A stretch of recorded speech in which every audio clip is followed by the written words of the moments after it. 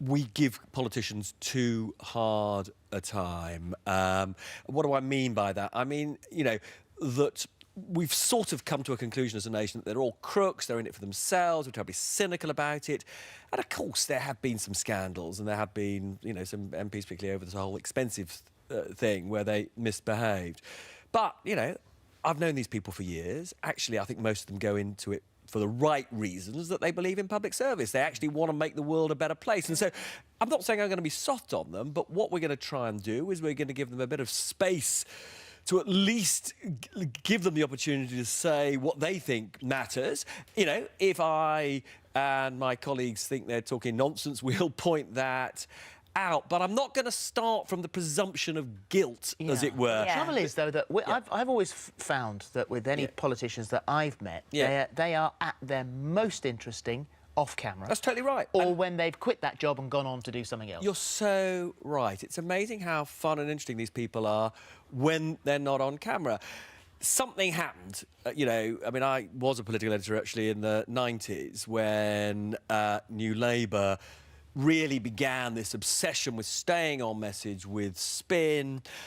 And something big happened in politics then, which is that politicians became less and less comfortable saying what they think.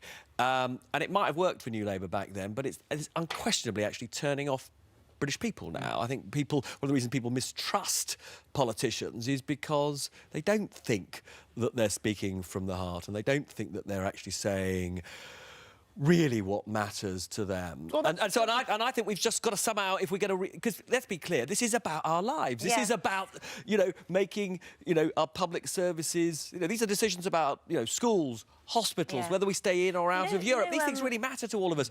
And if we're going to make rational decisions, we've got to be able to judge these people properly. And that means actually listening to what they've got to say. And also speaking about it in a way that is accessible to the viewer as well, which I think is a big thing. Because I think actually, I think politics, these are all things that affect us. They're key things, they're important. But sometimes you just automatically switch off because it's just two people banging on about something and you just go, oh, I can't hear any more of this. Well, I'm so with you. I mean, somehow or other, I don't know whether I'll succeed or not, but somehow or other I want to get away from these highly technical discussions about, the threshold at which a benefit gets withdrawn into, describing what's going on in a way that people can actually see matters to their lives and is about them. And that is the challenge. I've tried to do... I've been a journalist for 30 years. It's what I've tried to do in all the journalism that I've done. But this is a big new challenge for me because, when I was a newspaper journalist or when I was just doing interviews for the news, you have a limited amount of time. But this is live telly. It's an hour. The temptation is to get bogged down in the same old sort of row over the issue of the week. And we've somehow got to get away from that. If you manage to get through Brexit, in or out, and that discussion without the spin, which makes us all dizzy, because you have no idea whose figures you can trust, you have no idea who's being completely honest with you, and that surely is one that if you can straighten that out for us, tell us what they actually believe and what's the truth behind each argument. I completely agree with you. I think this is the biggest decision that actually any of us are going to probably make in our lifetimes, as it were, in a political sense. It's a really important vote because I think this is a vote that's forever, as it were, and it really is about who we are as a nation. I think part of the problem with it is, partly, as you say, there's huge amounts of spin, there's huge amounts of putting particular glosses on certain bits of information. But, of course, there is also a lot of uncertainty. We don't know about what kind of trade arrangements we'll have later.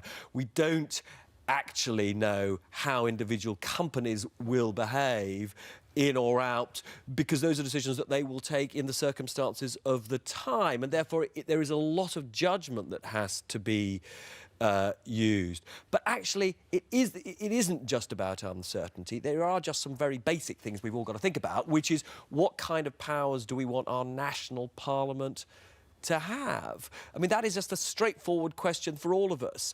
And it isn't, that is not that complicated. So there is a sort of... a way of doing it. There is a sort of way of thinking about it that is about us. What kind of bond do we have with people across the channel? Lots of young people think that it is absurd to think of ourselves as anything other than European, which is another really important issue for all of us. Something else that is becoming a rather important issue to all of us is your hair. I mean, this is the difference between being a newspaper journalist to being on TV. I mean, your team were tweeting about the fact you've had a new haircut today. Your hair's got its own Twitter account.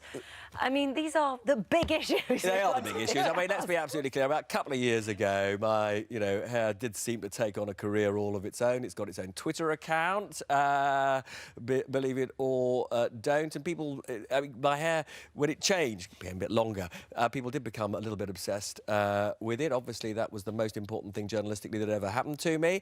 And so as a result of that, actually, funnily enough, I did think to myself, because when I left the BBC, I had a leaving video in which Nicky Clark, the rather brilliant hairdresser, did a little interview which was very, very funny about my hair. So I thought the best thing to do for the new show is to go and see him, and he can sort my hair out for the new show. So you can tell me whether you think the new look is sort of is okay. What do you think? I like. It's very soft and bouncy. It has a lovely shine. OK, we're going to tweet that. Oh, what a political heavyweight sitting on the sofa. Would you ever believe that you'd be discussing your hair? I didn't think that when I first became a journalist 30 years ago. That was not something that I thought would happen. But quietly, you love it. Listen, at the end of the day, if people... What I care about as a journalist is that people are interested in the things that I'm interested in, which are issues like in or out of Europe, or what happens to the health service and the doctors' strike and all of that. And if actually in the course of getting through to them, they want to talk a bit about my hair or whether I wear a tie or not, I'm thrilled. Yeah. Just so long as they also are interested in the things that really matter to me. Well, I hope you achieve what you're setting out to achieve. Yeah, good luck on Sunday. It's a great idea. It's Peston on Sunday. It starts this Sunday. It's at 10 on ITV. And thank you very much indeed. Well, thanks for having me. Pleasure. It's been a thrill to be here.